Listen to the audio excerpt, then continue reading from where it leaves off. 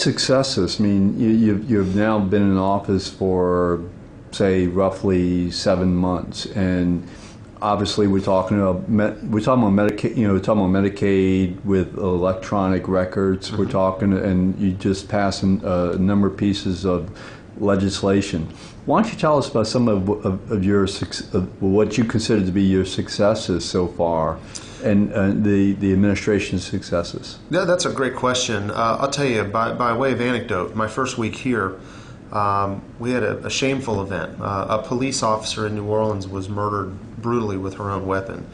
And that event really revealed some weaknesses in our state's mental health system. And so, regardless of what our agenda was when we came into office, that sort of occupied most of the agenda for us, is trying to identify what were the problems in the mental health system and what were some very specific recommendations we could make. And so we went down to New Orleans and spoke with people. We spoke with the police department. We spoke with experts in the human services field, and got their input on what they thought the weaknesses were. And we put together a very, very comprehensive proposal. And the governor put $89 million in the budget to fund it. We passed 4 bills through the legislature, and I have to give, there's several members of the legislature that really stepped forward and fought for those bills. Senator Heitmeyer, Senator Cheryl Gray, Representative Labruzo, Representative Fred Mills. They understood the problems, and we took these issues to them and said, you know what, we're ready to fight for these things, and they did. And every one of those bills, I believe, passed unanimously. We expanded human service districts statewide because we believe in the community-based care model. We think communities know best what resources are available and that they should have a seat at the table. So we create these boards with local involvement, local control, local governance.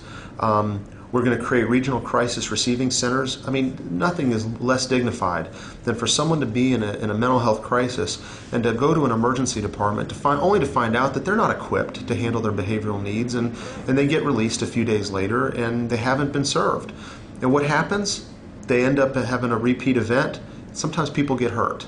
That's not dignified. That's not the system that I think anybody would be proud of. So we passed these 4 bills, and make no mistake, it will take years for us to fully implement those proposals because, it's taken 20 years for us to get this far behind. We can't expect that in a week we're going to solve those problems. Another piece of legislation that passed was transparency. I think we fundamentally believe in a fully transparent healthcare system where consumers, again, when I talk about reforming our Medicaid program, people making choices in a marketplace happens best when they have information. When you're out there buying a car, when you're buying goods, when you're buying services, you're armed with information about what you're going to buy, and it makes you a better consumer. And frankly, that brings an element of competition to a marketplace that doesn't necessarily exist in healthcare. And I can say this from experience. I've done this in other states. And I've seen it in other states, and I certainly did it in Florida. So we created a bill. Senator Willie Mount was our sponsor, and what ended up happening is most of the legislature signed on as co-sponsors to our bill. It's a bill creating, it's called the Healthcare Consumers Bill of Rights, Healthcare Consumers Right to Know Act. And that bill allows us the ability to create a website that will publish all types of healthcare outcomes of providers and health plans. So when small businesses and large businesses are looking to buy insurance for their employees, they can actually look at the outcomes, how prompt do health plans pay their bill, what's the patient satisfaction with their health plan, or if it's a hospital, what's their rate of infection, what's their complication rate. Those are things that I think are relevant, and I think most anybody thinks are relevant to people that are making decisions for themselves.